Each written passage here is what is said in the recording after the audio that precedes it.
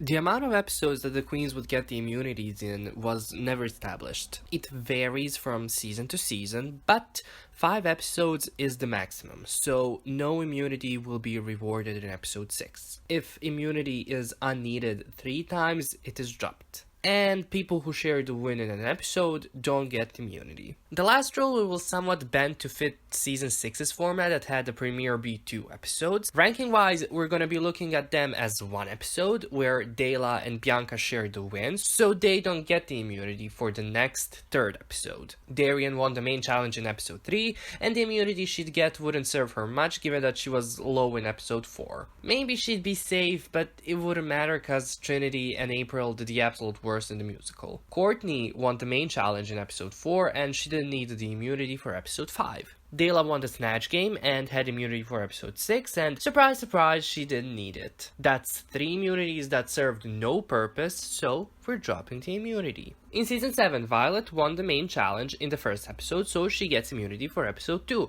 which she doesn't need. Ginger, as the team captain in the second episode, won the main challenge, and her immunity, just like Violet's, is invalid for the next episode. Episode 3's main challenge is won by Max, whose immunity would be valid for episode 4, but she didn't need it, so that's again 3 completely pointlessly rewarded immunities, well, pointlessly in hindsight, so we're moving on to season 8. Oh, and by the way, before anyone says anything, even if I extended the immunities onto the previously established 5 episodes maximum, it would not have changed anything. Not to repeat myself, but literally the exact same thing goes for season 8. The winners in the first 3 episodes all do okay in the subsequent episodes so that they don't need the immunity. Season 9 finally gives some importance to the immunities. Ignoring the first 2 episodes, Trinity won the main challenge in the 3rd episode and had immunity for episode 4 where originally she was in the bottom 2. Given that now she has immunity, she just places low, while Peppermint is in the bottom 2 with Charlie.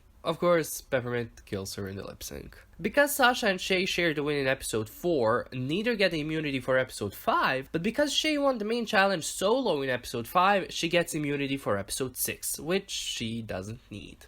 Given that under these new rules nobody got eliminated when they previously also didn't, let's skip to the more interesting part that we can discuss, the top 5 episode. Alexis and Peppermint are in the bottom 2. This is Peppermint's 3rd time in the bottom in this new timeline. Both Alexis and Peppermint did great in this lip sync, but yeah, Peppermint definitely did slightly better. So she won originally, but do we think that now because it would be her 3rd time while Alexis' 2nd time in the bottom, that she maybe would not have won? I really don't know, but I don't think that the winner of this lip sync would matter because the top 4 would lip sync for the crown and Alexis would outperform Shay and Trinity. Just go watch any Alexis performance where she does a reveal, like she's really mastered it. And if she went against Sasha, I see a double Shantae happening, but in the finale, Sasha would definitely win. So, yeah, not much changed. And last, and somewhat least, season 10. Mayhem wins the first main challenge. Her immunity is unnecessary in episode 2.